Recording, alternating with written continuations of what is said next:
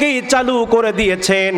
আল্লাহ বলছেন ইয়াউমা খলাকাস সামাওয়াতি ওয়াল আরদ, আমি আল্লাহ পাক যেদিন আসমান জমিন সৃষ্টি করেছি সেই দিন থেকে আরবি 12 মাসের গণনা আমি আল্লাহ চালু করেছি।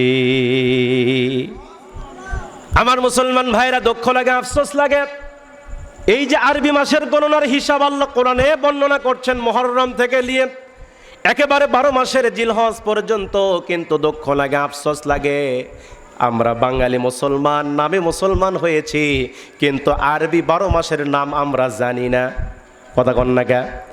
দুঃখ লাগে, আফসোস লাগে, ইংরেজি বলতে পারি, বাংলা বলতে পারি, কিন্তু যে আরবি মাসের গণনার হিসাব আল্লাহ দিয়েছেন যে আরবিরা সবার জন্য জানা জরুরি, মুসলমান হিসেবে জানা জরুরি, সেই আরবিটা পর্যন্ত আমরা জানি না।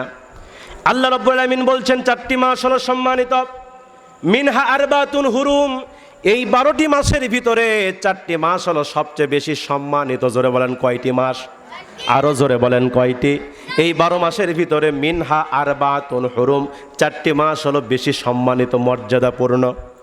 আমার মুসলমান ভাইরা এখন প্রশ্ন করবেন, হুজুর এই 12 মাসের ভিতরে যেই 4 মাস বেশি সম্মানিত সেই 4 মাসের নামগুলা জানতে চাই। আমার ভাইয়েরা বুখারীর বর্ণনা পড়ে দেখেন, নবী করিম সাল্লাল্লাহু আলাইহি ওয়াসাল্লাম বর্ণনা করছেন যে এই 4টি মাসের ভিতরে 1 নাম্বার হলো নবীজি বলেছেন জিলকদ।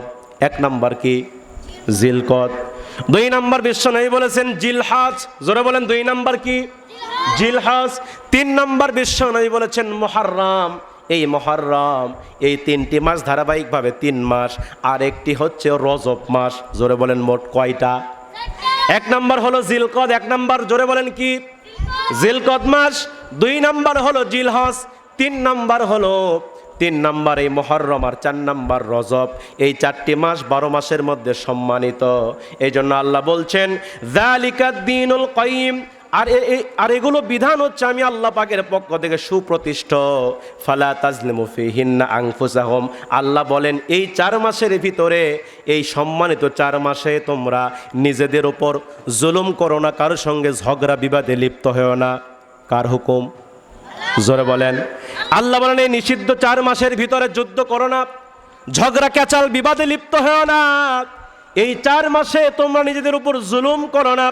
কিন্তু আল্লাহ পরের দিকে বলছেন ওয়াকাতিলুল মুশরিকিনা কাফা, আল্লাহ বলছেন তবে যদি এই 4 মাসের ভিতরেও যদি কোনো কাফের বেঈমান মুশরিকরা এক হয়ে তোমাদের বিরুদ্ধে লড়াই করতে আসে, তোমাদেরকে হত্যা করতে আসে, তোমাদের সঙ্গে যুদ্ধ করতে আসে, কামা ইউকাতিলুনাকুম কাফা, তাহলে তোমরা আর বসে থেকো না, তোমরাও মুসলমান এক হয়ে ওই মুশরিকদের বিরুদ্ধে লড়াই করো।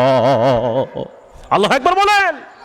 এই 4 মাসের ভিতরে যদি কোনো মুশরিকরা, কোনো বেঈমানরা এক হয়ে তোমাদের বিরুদ্ধে লড়াই করতে আসে, তোমরা বসে থেকো না, তোমরাও মুসলমানেরা এক হয়ে এই কাফেরদের বিরুদ্ধে লড়াই করো। এই হুকুম কার?